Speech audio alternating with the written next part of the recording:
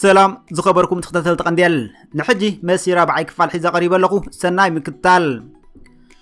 أبزا حلفة مسي سالساي كفال أب عامة خلطيشن عسد حدن عسد تقلتن ولاكوه بسوبعان سلسن قولات أب حدا عامة سبورت بجرارد مولر كاب شحن شعاتا من سوبعان كلتنات حيزو زنابر خبروسن تصبرون أب روسيون بوزوح والقاع عوتات تتوقنات أفن بارسلونا قنا كم غانتا تداخمات لزنابر عامة مقانون غوارديولاون أب موداتا نايتا عامة سبورت خلقود فما فليتو خمز نابره تقتاتلنا نيرنا قصيلو رابعي كفال قربيو سناي مكتال بيب غوارديولا اب 3 سنه 2012 نتا خدمس قدفا نعو تكيو زمصه ميسي ود 14 ناي اكاديمي صوتاي كله اسلطاني زنبره تيتو فيلانوفايو اب كلاي فرق ناي 2012 كا ميسي نغانتو بارسلونا فرق ناي لاليغا خبرو سناي اسبانيا زحازه 55 نطب كتوهلل حجزوايو اب تحساس 2012 كليته غولات انصار ريال بيت مسامز غبخا كلته ننوح تتحيز نبره خبروسن سبره اتحاده ب209 ناي بارسلونا زلعله ناي ليج جولا مزغاب زنبره سيزار رودريغز حليفو ناي كل غزي ناي بارسلونا زلعله ناي ليج جولا مزغاب يكون كله اتخالايكا بجرارد مولر نباير مونيكن جيرمنن اب شحن 970 اب حدا عامت 85 جولات زمزغبو بمحلافيو نت خبروسن تركيبو نتي 4 عامت تتحيز نبره خبروسن مسبرخا نقطر 10 تماريو باخبروتن ادنقوتن زبل فريمو نجرارد مولر سددلو إذا عامت أب تودات اللغة بتقلال أب كل توتاتاتو كبروسن حيز زلو 9 حدن جولات أمزجبيو زبز حجولات أب حدا عمز زمزجبته بهايلوخة أب جينس نعلن بروسن سفره كموسيتون شلمات بالون دير نرابع جزي بمعواتو أب تجزيتي اتنكوز أوتي عالم 4 شلمات بالون دير زبز حخونه أب عام تخلتشحن 10 سلسن زنبدا لا ليغا كلوب بارسلونا نتقدمي عامت ريال مدريد زوهللتو 100 نتر تمعراريا تعوت لا ليغا خدكون حجزا أبيكات شوعات خلتشان 10 سلسن كا كساب خلتشان 18 زتنحو نعامت 10 مليون يورو ناتخفله كصاوت وعلو أما حاشه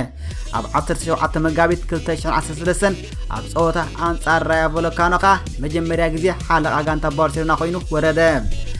4 عامل زخون مسبرت زي بلو غزي مسحلفقا اما دي خلتشحن 10 اب ربع فصامه صوتا چامبيونز ليج انصار بي اتش دي ناي قدم سبورت سلازدغسو كابو ندحر اوراردو اتاوصا كخون جمره انصار باير ميونيك افريقيا فصامه قدما اجر كوا تورده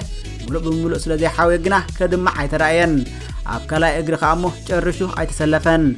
بارسلونا خا بناي كوتي صوتات دمر شو عتب بزيرو حفيره تقاتلاون نتوان جزل على باير ميونيك ترفات بارسلونا خا امست مركوسون مغلاط ميسي ديفنسيا زبل كصل كوهبا جمره نعم تخلتش 10 كا مس مسبرت ناتقالسه قصلا اب 10 تخلتو غنبتكا اندغنا حدش مسبرت سلازغاطمو تابلا ليغا نعسران حدن صوتات ني عالم كروسن حج زلو اكاتاتيلو زمزغبو خصانا خلقاله ابتن عسران حدن اوتاتات اكاتاتيلو زمزغبلن بتقلالا 33 جولات كمزغب كله نا مجمريا تصاوتاي نا 19 انغانتاتات لا ليغا اكاتاتيلو زمزغبلن كا خونه ابلا ليغا تراي 46 جولات دركبو بتقلالا 3 جولات امزغبو بمودو زيلا على امزغباي اسبانيان اوروبان نخالاي عموت اكاتاتيلو بمخان ورقاو ጫማ ተሸለመ አብት ጊዜ ተኻ ናይ መጀመሪያ 3 ጊዜ ወርቃው ጫማ አውሮፓ ተሸለመ ተጻዋታይ ኮነ ኣብ ዓመት ስፖርት 2013 14 ኣብ ትሕቲ ሓድሽ ኣሰልጣኒ ጀራርድ ማርቲኖ ኣብ ናይ ቁልዕነቱ ክለብ ኒውልስ ኦልድ ቦይስ ኣሰልጣኒ ዝነበረ በኣታ ወፃእ ብቕዓት ጀመረ ኮይኑ ኣብ 10 ሕዳር 2013 ካ ሓድሽ መስፈርት ስለ ዘጋጠሞ ንኽልተ ወርሒ ካብ ጸወታ ክእለ ተገዲድዩ ኣብ ሽልማት ባሎን ዲዮር ካ ነቲ ን4 ዓመት ብሕትዎ ዝነበረ ንሮናልዶ ከረክቦ ተገዲዱ ካልኣይ ክወፅእ ክኢልዩ ኣብ ካልኣይ እብረ ናይ ዓመት 2013 14 ብቕዓቱ ብዘይንብሩ እኳ ወሪዱ ተነበረ ክልተ ክብረ ወሰናት ክሰብር ግና ኣይጸገሞን ኣብ 16 መጋቢት ሃትሪክ አንጻር ኦቶስና ብምስርሑ 369 ጎላት ብምዝጋብ በፓውሊኖ አልካንትራ ተታሒዙ ዝነበረ ዝለዓለ ጎላ መዝጋባይ ባርሴሎና ኣብ ኩሉ ግጥማት ክሰብሮ በቂዑ ኣብ 23 መጋቢት 2013 አንጻር ሪያል ማድሪድ ዝሰርሖ ሃትሪካ 18 ጎላት ብምዝጋብ ኣብ አልክላሲኮ ዝለዓለ ጎላ መዝጋባይ ተባሂሉ ክብረ ወሰን ሒዙ ዝነበረ አልፍሬዶ ስቲፋኖ ብምሕላፍ ነቲ ክብረ ወሰን ብሽሙ ለወጦ እታ ዓመት ስፖርት ካ ካብ ዝሓለፈ 5 ዓመታቱ ዝተሓተ ጎላት ማለት 41 ምዝጋብ ክውዶ ከሎ ባርሴሎና ኣብ 5 ዓመታታ ንመጀመርያ ግዜ ብዘይ ዝኾነ ዋንጫ ወፀት ኣብ ኮፓ ዴል ሬይ ብሪያል ማድሪድ ክትሰዓር ከላ ኣብ ላ ሊጋ ከዓ በአትሌቲኮ ማድሪድ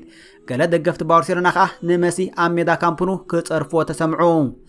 ብዛዕባ መጻኢኡ ብዙሕ ድሕሪ ዝሓለፈ ወረታት ከዓ ኣብ 19 ግንቦት 2014 ብ20 ሚልዮን ዩሮ ድሕሪ ግብሪ ዝኽፈል ተሰማሚዑ ኣብቲ ግዜያቲ ዝለዓለ ዝኽፈል ስፖርታዊ ኮይኑ ፈረመ ኣብ ዓመት 2014 15 ኣብ ትሕቲ ኣሰልጣንነት ናይ ቅድም ሓለቓ ጋንቱ ሉዊስ ኤርኒኬ ኮይኑ ዝጀመረ መሲ ብዘይ መስበርቲ ልሙፅ ዝኾነ ዓመት ብምሕላፍ ሰለስተ ንነዊሕ ተታሒዙ ዝነበረ ክብረ ወሰናት ክሰብር ከኣለ ኣብ 22 ሕዳር 2014 ኣንጻር ሰብያ ሃትሪክ ሰሪሑ ን59 ዓመታት ብቴልሞ ዛራ 251 ጎላት ብምዝጋብ ዝለዓለ ጎላ መዝገበ ላሊጋ ዝብል ክሰብሮ ከኣለ ድሕሪ 3 መዓልቲ ከዓ ካልእ ሃትሪክ ኣንጻር ኣፔል ብምዝጋቡ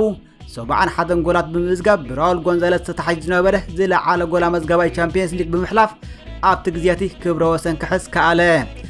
ኣብ 7 ታሕሳስ ከዓ ኣንጻር ናይ ከተማ ባርሴሎና መቐናቕንታ ስፓኒዮል ኣብ ዘመዝገቦ ሃትሪክ ነቲ ናይ ደርቢ ባርሴሎና ዝለዓለ መዝገባይ ክብረ ወሰን ሒዙ ዝነበረ ሴዛር ሮድሪገዝ ብምሕላፍ ነቲ ክብረ ወሰን ብሽሙ ገበሮ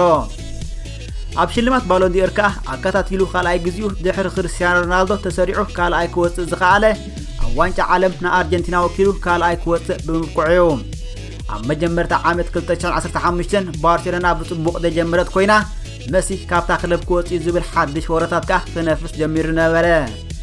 ነጥብ መቐይሮ ዝመጸተላ ዕለት ከዓ ኣብ 11 ጥሪ ኣንጻር አትሌቲኮ ማድሪድ ባርሴሎና 3-1 ኣብ ተሰዓረትሉ ሰለስቲኦም መሲን ስዋረዝን ኔይማርን ብምዝጋቦም MSN ዝብል ሳጓ ተዋሂቦም ሓድሽ ስሉሳዊ ናይ መጥቃዕቲ ግንባር ኣደልደሉ መሲ ከዓ ድሕሪ 5 ዓመት ካብቲ ማእከል ዘትከዓሉ ዝነበረ ቦታ ንስዋረዝ ብቮለንቱ ገዲፉ ናብ ናይ ቅድም ቦትኡ ናይ የማናይ ክንፊ ተመልሰ ኣብኡ ተመሊሱ ከዓ ኣብ ናይ ኩዕሶ እግሪ ዘመኑ እቲ ዝበለጸ ዝበሃል ኣቃውሞ ብምምጻእ ብኔይማርን ስዋረዝን ተሓጊዙ ንሱ 58 ጎላት ከመስግብ ከሎ ብጠቕላላ ከዓ ሰለስቲኦም 122 ጎላት ኣመዝጊቦም እዮም ናይ ዳዓመቲ ላ ሊጋ ክዕወትሉ ከለዉ ከዓ ካብቲ 43 ኣብ ላ ሊጋ ዘመዝገቦ ኣብ 8 መጋቢት ኣብ ውሽጢ 11 ደቂቕ ሃትሪክ ኣብ ልዕሊ ራዮ ቮለካኖ ከመዝግብ ከሎ መበል 32 ሃትሪክ ኮይኑ ብቴልሞ ዛራ ተታሒዙ ዝነበረ ናይ ላ ሊጋ ዝበዝሐ ሃትሪክ ክሓልፎ ከኣለ ናይ ዳዓመቲ ብ18 ኣሲስት ደገፍ ንጎል ብምውድኡ ብሉዊስ ፊጎ ተታሒዙ ዝነበረ ዝለዓለ ኣሲስት ናይ ላ ሊጋ ክሓልፎ ክኢሉ እዩ ኣብ 30 ግንቦት ኣብ ዋንጫ ኮፓ ዴል ሬይ ንኣትሌቲኮ ቢልባኦ 3-1 ብሰዓርሉ ከዓ መሲ 2 ጎላት ከመዝግብ ከሎ እታ ሓንቲ ካብተን ዝበለፃ ጎላቱ ኮይና ካብ ማእከል ሜዳ ዝኸብከባ ኩዕሶ ኣብ መገዱ 4 ጻወት ተሽኪዑ ንሓላዊ ውድዳት ኣፍሲሱ ኣጸጊዑ በቲ ቦርቴሎ ዘለዎ ዘመዝገባ እታ ጎል ከዓ ሓንቲ ካብተን ናይ ፊፋ ናይታ ዓመቲ ዝበለፀ 3 ጎላት ተሰይማ ኣብ ቻምፒየንስ ሊግ ፍርቂ ፍጻሜ ኣንጻርቶም ብፔፕ ጓርዲዮላ ስልጡን ዝነበሩ ባየር ሚኒክ 3-0 ብሰዓርሉ ክልተ ኣመዝጊቡ ሓንቲ ከዓ ዘቐበለ ክኸውን ከሎ ካልኣይቲ ጎሉ ካብታ ቀዳመይቲ ኣብ 3 ደቂቕ ዝመፀት ኮይና ጀሮም ቦቲን ብመወሳድ ጥራይ ንድሕሪት ከም ዝዕሎ ገይሩ ብልዕሊ ማንየር ኑር ሰንቂሩ ዘመዝገባ ኣብታ ዓመቲ ብብዝሒ ኣብ ትዊተር ሼር ዝኾነት ኣጋጣሚ ኮይና ናይ ኤውሮጳ ናይታ ዓመቲ ዝበለፀት ጎል ከዓ ተሰየመት